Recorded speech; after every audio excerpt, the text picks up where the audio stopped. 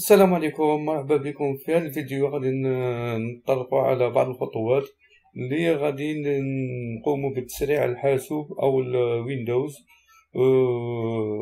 بخطوات جد بسيطة، ما غاش طلب لنا وقت بزاف. قبل ما ندخلوا الشرح نفضكم شاركونا في القناة بلي لايك والتعليقات تاعكم وما تنسوش الضغط على الجرس.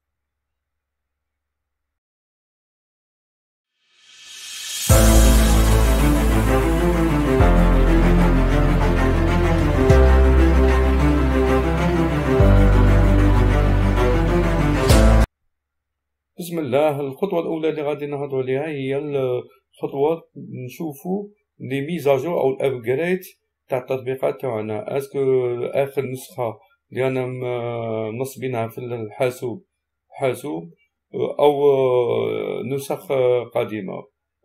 باش نشوفوا هي طريقة. الخطوة الأولى نروحوا عند ديماري، مني ديماري، بارامتر،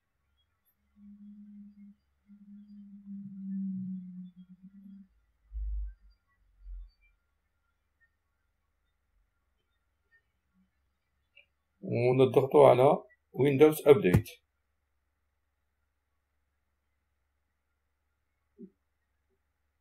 وهنا غادي نديرو روشاج دي ميزاجور. غادي كي نديرو لا روشاج غادي يخرجونا كاع التطبيقات اللي خاصهم الميزاجور. كيما انا ما عنديش، راني داير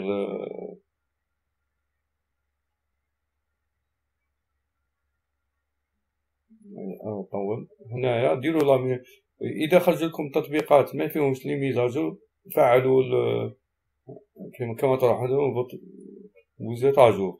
سي بون، ما عنديش انا أو تطبيقات او حاجه منسيه ما ديرناش لا ميزاجور. الا خرجت عندكم نتوما التطبيقات اللي ما فيهمش ميزاجور ديروا لا ميزاجور، ومن بعدها كي كمل ديروا ريديماري.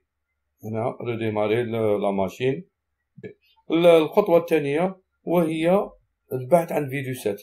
نعرفوا باللي الفيروسات تقلنا الحاسوب، وهذا كذلك ثاني نذهبوا عند ديماري، من ديماري، او نكتبوا هنايا سيكوريتي ويندوز. هنا خرجت لي، كتبوا هذه سيكوريتي ويندوز.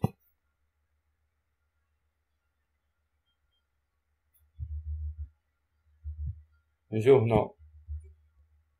هنا بروتكسيون كونت لي فيروس اي مناس، ونشوفوا هنا نديرو اوبسيون ريشيرش افونسي، نديرو اناليز كومبليت. اناليز كومبليت غادي يشوف لنا الويندوز تاعنا لا فيه لي فيروس وكلشي، يبحث على الفيروس باش ننزعوهم من الويندوز تاعنا.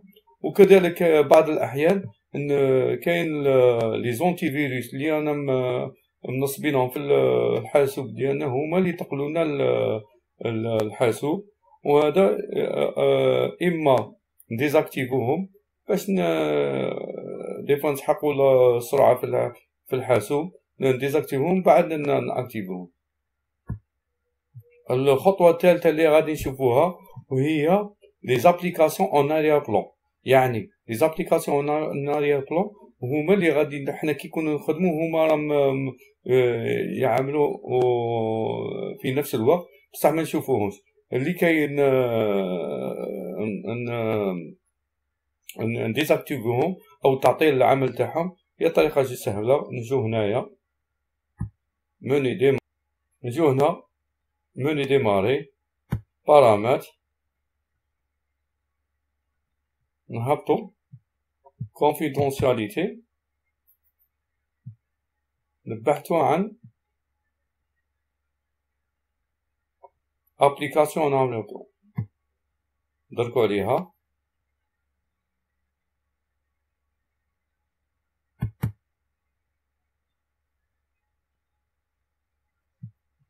هنا راه عندي ديزاكتيفي، نتوما عندكم تكون اكتيفي، نتوما ديزاكتيفوه.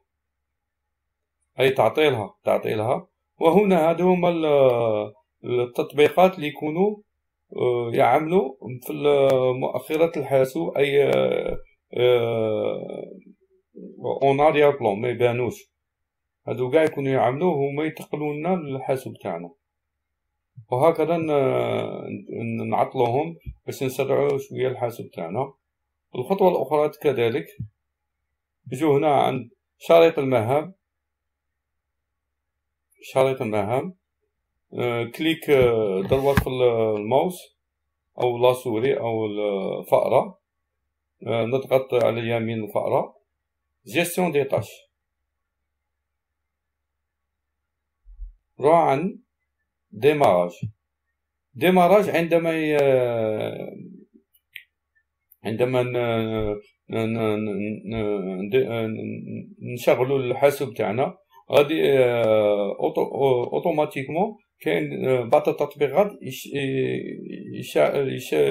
يتاكتيفاو مع الديماراج تاع الويندوز وغادي تقلو لنا الحاسوب.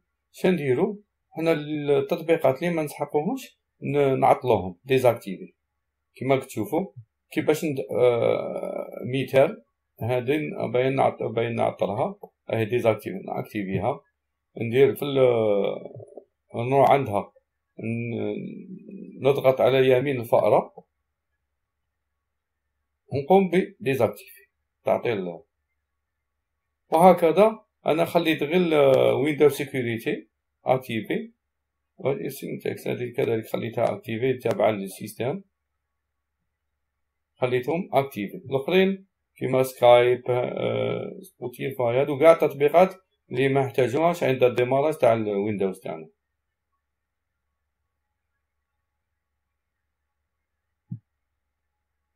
والخطوة الأخيرة كذلك نروح عند ديماراج، بارامتر،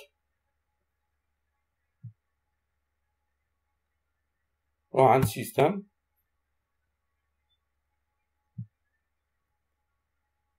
نهودو كاع نحوسو على ابروبو، تبعو هي خطوات سهلة غير تبعو معنا، ونجو هنا نحوسو على نهبطو بارامتر افونسي دي سيستم، ندركو عليها.